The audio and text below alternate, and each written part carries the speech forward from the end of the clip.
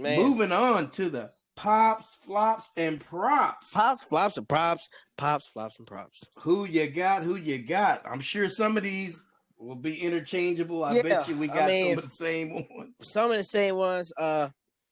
Big pops. I'm excited for this UFC 287.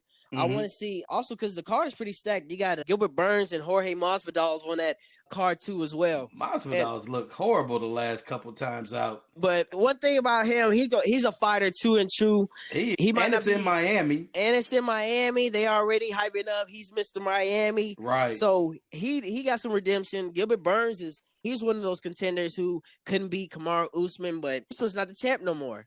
Right. He can probably get Leon Edwards. So I want to, so big pops to UFC 287, and I also had the UFC merging with the WWE. Well, the vendors WWE with Endeavor. I thought that was a big pop because I'm excited to see what that entertainment is going to look like. So that's big pop.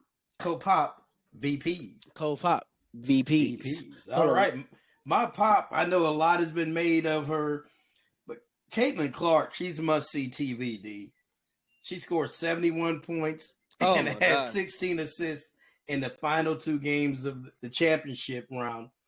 And she's just amazing. She'll be a senior, but like I said earlier, she's still got 2 more years of eligibility. I know with name, image, and likeness, she's going to make out like a fat rat. She ain't worried. She don't even have to go to the WNBA. We already know who she is. We already know about her. And that no rush for her to go. Man. And I'm just interested to see how much play she's going to get. Who's going to be her sponsor, shoe sponsor? Who's going to be, her main sponsor? What's she going to be rocking? What's she really going to be? Man, because she's got a lot of clout and a lot of influence. It's going to be and so does Angel Reese. Right. But get it now. Get it while it's hot. Ooh. And I'm telling you, they're going to surpass the men pretty soon. Oh, just how their brand of ball is and how exciting it is. Yeah, but she's an unbelievable talent. She gets my pop of the week. Caitlin Clark. All right, moving on. Who's your flop, D? Flops. My flops. SDU, San Diego State. I wanted a little bit better of a game, especially for that to be the national championship. Don't get me wrong, UConn did their thing and showed why they're the national champions, but I guess coming down to that last game, I wanted a little bit more a competitive game. So the flop was the championship game was kind of lackluster to me. So it was. And then that had to probably also it got outshined by the women's national championship game. So that was my flop. All right. That's a good one. Yep. My flop goes to whoever the programmers, the organizers of the women's tournament, who thought it was a good idea to have the championship game at 2:30 on a Sunday. The game used to always be around 7, 8, 9 o'clock. And I get it. Okay, baseball just starts up and you've got Sunday night baseball, but you could have started that game about 5 or 6 o'clock in the evening. Mm-hmm. And I think you would have drawn more than the 10 million viewers that you got, because for the tournament to be as exciting as it was, again, I spoke to it earlier, I was more excited about that Final Four than I was the men's. And again, like you said, we're still talking about it. Right. But I just didn't like how they organized it. And like I said, whoever thought that was a good time for us to watch that game, people just get out of church, right, going to eat, getting ready to get their evening started. You didn't even give them a chance to get home, sit down, and get ready for the game. And that was too an important of a ball game to have at that particular time. Yeah, 2:30 in the afternoon. Right. That was horrible. So my flops to whoever decided that was a great time to have that ball game. Yeah, you missed the boat on that one. You probably missed out some on good viewers. 5 million more viewers. Yeah, you do it that evening. Yeah, a lot of people can sit and actually watch 5 or 6.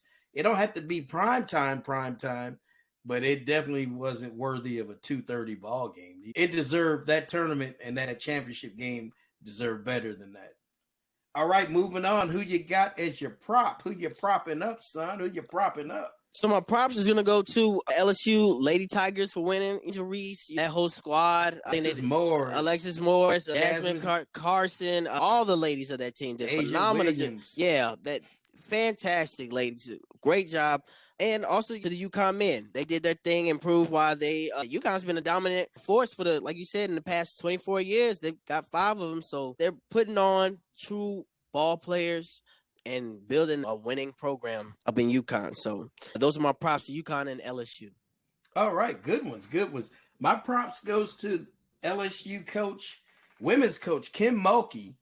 She left Baylor and she left a winner there. And LSU had won 9 games prior to her coming there. She got in there and turned the team around. They won 26 games. And then this year they won the national title. And as I mentioned earlier, D, she only had one player coming back from last year's team. She went out and through the portal and through transfers and through however she recruited them, her and her staff, they built a national championship. And I got to take my hats off to her. So my prop goes to Kim Mulkey and her staff for doing what they did and getting the team over the hump and winning the national championship. And I got a co-prop VP. Oh, co-prop to VP. Mr. Jim Nantz, longtime CBS announcer. After 32 years of being at the Final Four, this was his last one. And D, for you, he's all you've known as the announcer of the Final Four. For real. You know what I'm saying? You don't know anybody else. It hasn't been anybody else. Jim Nantz is a staple of the Final Four, and it's going to be interesting to get to next March and not hear his voice. It's so smooth and so buttery. Now, we'll still have him for the Masters and other events for CBS, but he's done a great job over the years, great ambassador for the game, and co-prop VPs to Kim Mulkey and Jim Nantz.